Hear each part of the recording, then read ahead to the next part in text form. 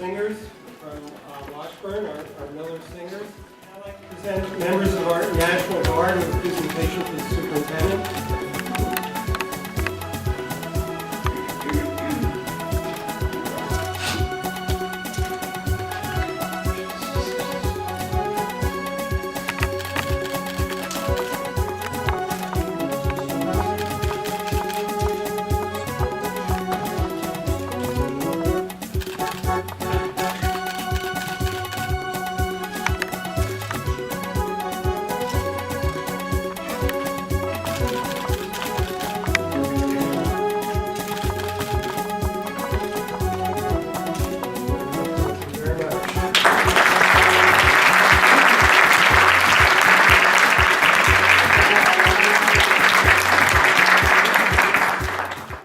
Welcome.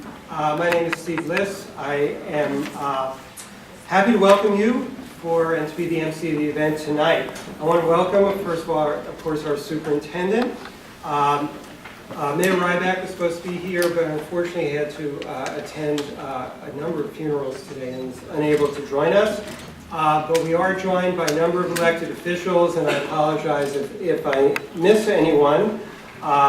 Senator Linda Higgins is here, Representative Bobby Joe Champion, Don Samuels, and then members of our board of directors, Carla Bates, Rebecca Gagnon, and Alberto Maserati. Welcome all of our other special guests, especially Joy Davis, the wife of John B. Davis, and whom this building is named in honor, and all of you. So I'd like to welcome you to the grand opening celebration. Over half a century, district staff talked about vacating our beloved light bulb factory just down the street on East Broadway and finding a new home that was worthy of the students we serve. And I'm proud to say, looking around this facility, that the dream is now a reality. When we began this particular process, now people, as I said, have been talking about it for 50 years, we began this process in 2007. And we started with a vision statement to guide us through the many years of this project and to make sure that we would always stay true to our district values. In part, the statement said that the Minneapolis Public Schools would like to consolidate central administration staff to one location that's flexible enough for our future needs, that serves as a beacon for future success, and is a welcoming hub for all members of our community. With that vision, we highlighted three major values. One, that the new facility provide financial savings by providing operational and financial efficiencies. And we did that by consolidating from 4 facilities into one, did some consolidating of functions, and are proud to say that we are living up to our promise to save money despite building a new facility. We also said we'd be a model of environmental sustainability for our city and our region. I asked folks from Mortensen what we've done to highlight some of the environmental savings, and the list went on for a couple of pages and included many things that I begin to understand in terms of the lighting, the construction material. What I do understand is we had a goal that this building would be LEED Silver certified. We're in the process now of certifying. We're very confident that we will have the silver certification, and we are working hard to get the the gold certification from LEED. And there are very few buildings that reach that level. As you walk around, you see lots of different features that really highlight the natural light that we have, the heating systems, the cooling systems, especially for those of you who worked at 807. Although I always said being better than 807 was too low a bar. We had much loftier goals, and I think that we've met them. The other piece was to enhance equal employment and business opportunities for minorities and women. Again, we set very aggressive goals in trying to reach this goal, and we exceeded those. Thanks again to our partnerships with Mortensen, with Thor, with all of their subcontractors. And thanks to the leadership of James Burrows, our Director of Equal Opportunity, who created a system that held us accountable, that made it transparent, and that helped to account for its success. Please present and welcome Bishop Richard Howell from Shiloh Church, who is our neighbor, who's a leader in the community, and has also served as a member of our Public Oversight Committee, which was really instrumental in making sure that we met all of our goals. Bishop Howell. Thank you, Steve. Thank you very much. Tonight, I am humbled this evening and yet happy to take this opportunity in welcoming this wonderful John B. Davis Education and Service Center this evening. And believe me, you were on the northeast side of Minneapolis, and you have come over to the north side to be our neighbors. Years ago, there was an unwritten rule that anybody on the northeast stayed on the northeast side. Anyone on the north stayed on the north side. There was no mixing between. I'm happy to report this evening that we can now throw that unwritten rule into the annals of history, as history tonight has begun again. A new makeover in the north side of Minneapolis. We are here tonight to enhance the objectives of this tremendous center, and believe me, it's about time that more progress is now coming to the north side of Minneapolis. And so in my closing, I want to quote a dear gentleman who has passed away, who said, "Won't you be mine? Won't you be mine? Won't you be my neighbor?"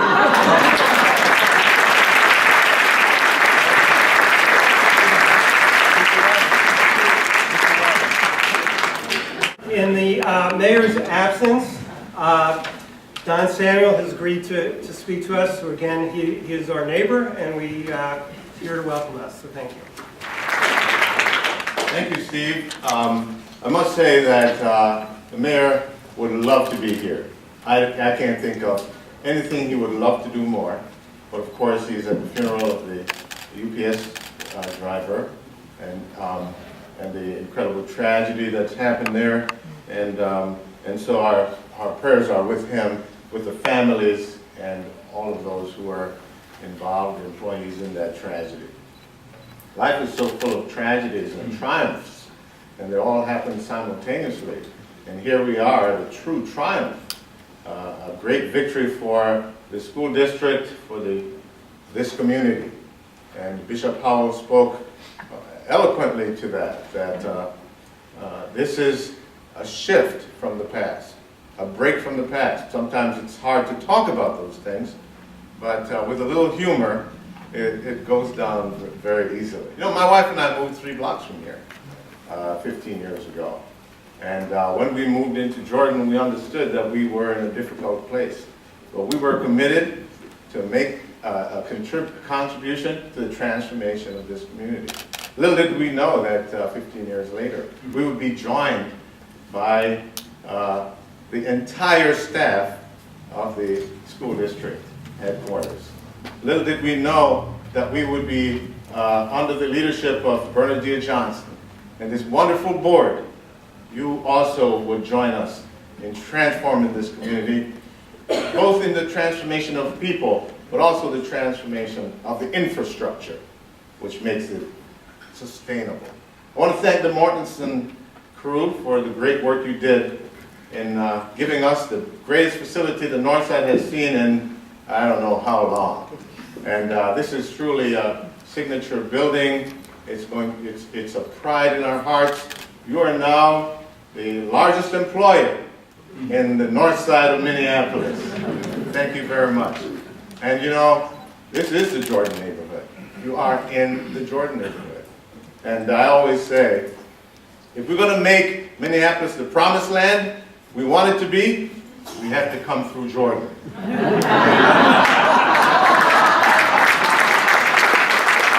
And the state is going to be doing a tremendous facility somewhere around here in the very, very near future. Everybody is moving north because we are coming to understand that we can have twin cities, but we can't have a tale of 2 cities. We have to be one Minneapolis. And the biggest commitment so far has been made by the school district.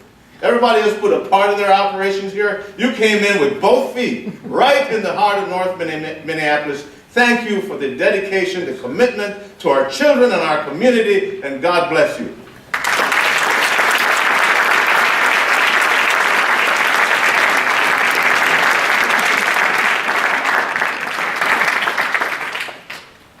I want to welcome everybody today. I want to welcome to our new home all of our students, parents, community, and staff. As there's a saying in Puerto Rico, where I'm originally from, mi casa es tu casa, our home is your home. So welcome to our home. Very nice to see good friends here, people I haven't seen some of them for a long time, all of us united in this transformation. We're talking about, as Don Samuel said, transformation of the headquarters, and we're very engaged now in the transformation of our school district. Committed 100% that every single student that graduated from Minneapolis Public Schools, and that means every single student, it means our neighbors here, has an equal chance of success. We're pleased to be this evening here opening the John B. Davis Education Center. I also want to successfully report that is being referred to by everybody I know as the John B. Davis Center, not 1250. And I encourage everybody to continue to use that. I'm very encouraged of that. The Board of Education voted in 2010 to move forward with developing this building because of our commitment to creating sustainable finances for the Minneapolis School District. This commitment is one of 9 core strategies of our strategic plan. Davis Center is integral to our commitment to creating sustainable finances and managing our facilities, resources, people, programs, and infrastructure to maximize efficiency, build on success, and plan for the future. This project consolidates central administration staff to one location that is flexible enough for the future needs of the school district and the community. Davis Center will provide great financial savings for our school district. Our move will reduce our administrative space, consolidate operations to maximize efficiency, and provide cost savings in the areas of energy, repair, and maintenance. We're pleased to open for business in North Minneapolis. We're eager to serve the whole community from this wonderful facility. Welcome. My name is David Mortensen, head of the Mortensen Company, the company responsible for building this beautiful facility.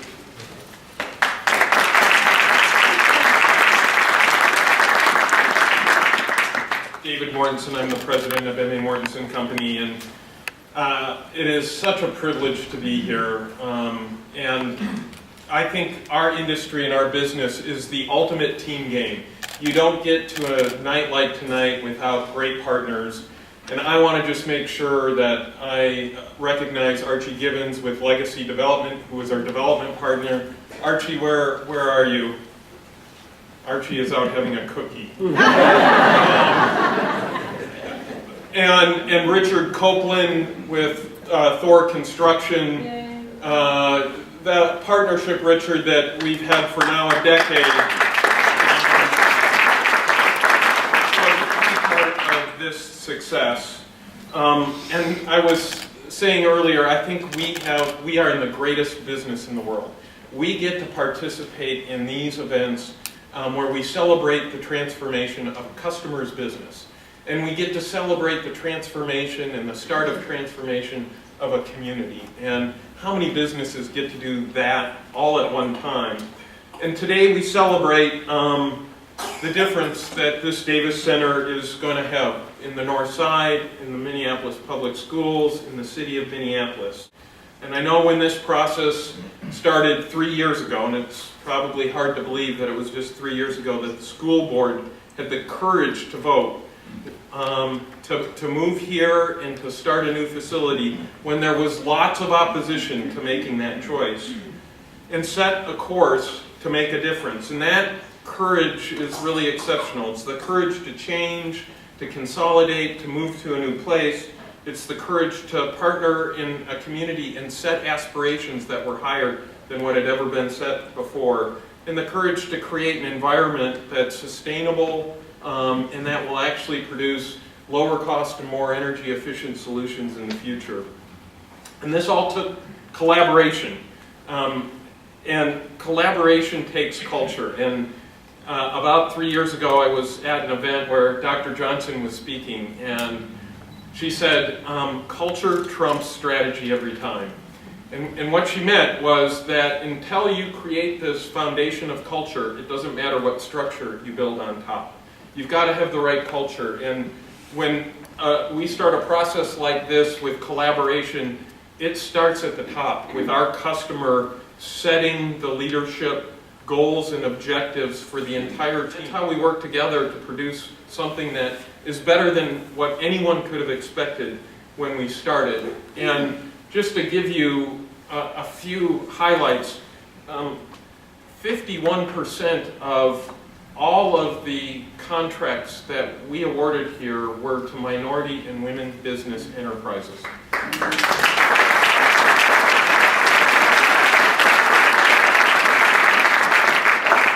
That was more than double the goal, and when we set the goal, we thought we set the bar pretty high. Out of the 80 companies that participated in this project, 23 were minority businesses, and 21 were women-owned businesses. And then when we look at the makeup of the workforce that was here on the ground, the state's goal for women and minorities is 16%. 37% of every tradesperson who worked on this job was a minority or a woman. We absolutely know.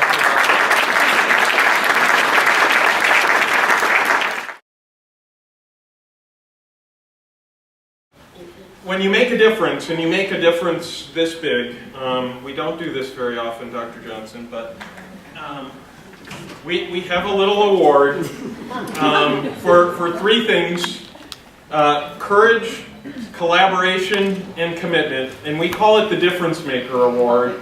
And I hope it sits on your desk as a recognition for your leadership and the culture you set in making this process and this project such a great success.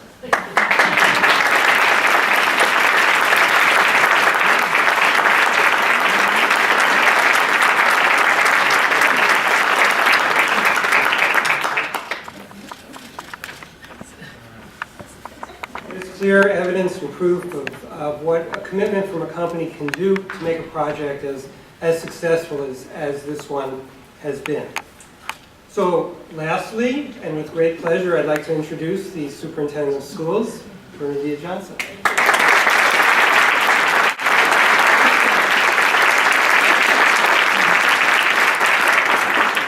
I have to tell you, when I was talking to David about this building, I was telling him it was both professional and functional. And I have to say that folks made it easy for me, quite frankly, to stay focused on the academic work, because there were no mishaps and no issues during the building of this facility.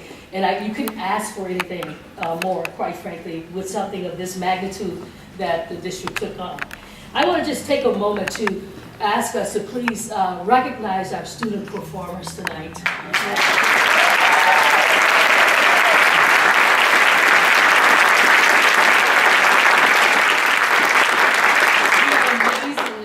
Students in this district, and I love showing them off, so I'm glad you got a chance to see their performances.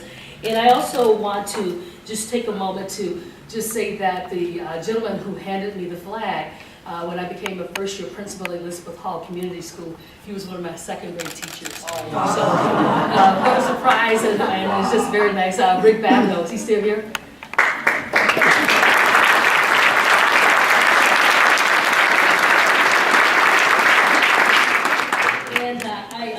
I'm just really upset that you did not sing the song, "Won't You Be My Neighbor?"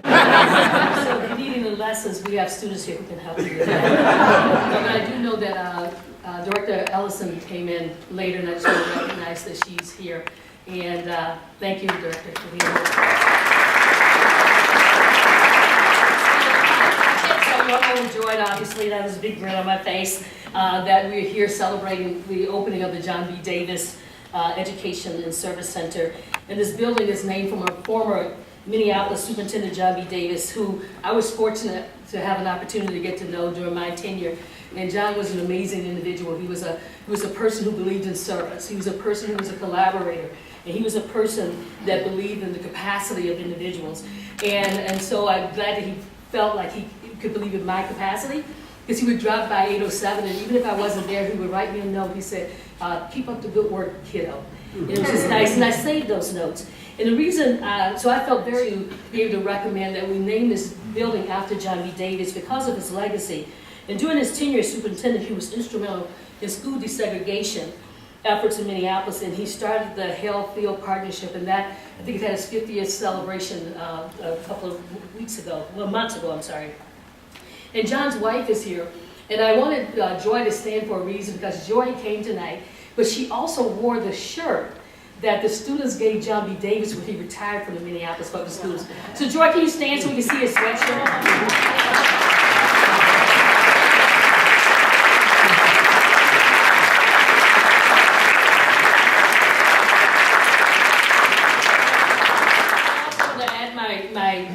Thanks and recognition to special guests in the audience today, including our Board of Education members, former Board of Education members, former superintendents, I don't know if we have any here, elected officials and appointed officials and city council members and community members.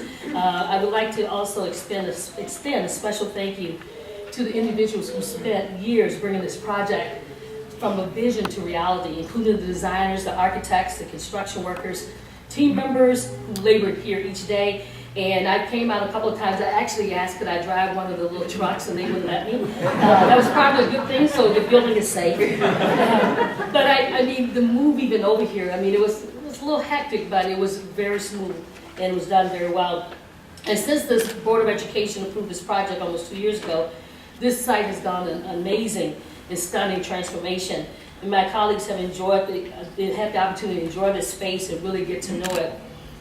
We strive to achieve our mission for serving well over 1,000 students, staff, family, and community members each day.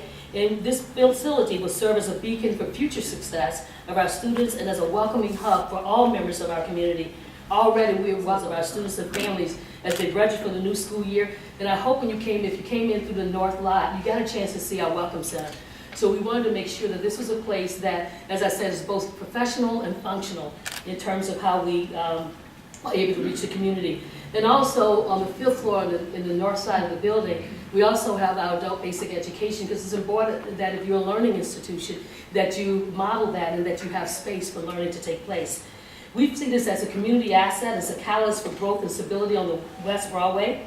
We are pleased to be a part of the economic development and community building in our neighborhood. We do have our own cafe here, but I try to get out in the community. I've visited McDonald's and other restaurants. and I actually am encouraging staff to do that. The reason we're here is to revitalize the community and get out in it. Our staff members are excited to be here. We're already benefiting from the updated professional development classrooms and professional meeting spaces. I see more collaboration, more connecting than I've ever seen. We are also realizing the efficiencies from our consolidation of our administrative staff, and we're being able to reduce our administrative space. We are overjoyed, and I'm overjoyed, that the Davis Center includes an art gallery space, and thanks to the generous contribution of the Bassinet Foundation. In September, we celebrated the inaugural MPS Teacher Art Exhibition entitled Focus Construction, like Focus Instruction. So outside of this space, our art teachers are amazing artists in their own right.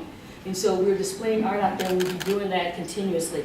But this gallery provides a wonderful opportunity for us to recognize the artistic talents of our own staff. And the link, as you go between the south and the north building, we will be displaying student artwork there. So that will be continuous displays of art in the artistic talents of our wonderful staff and students.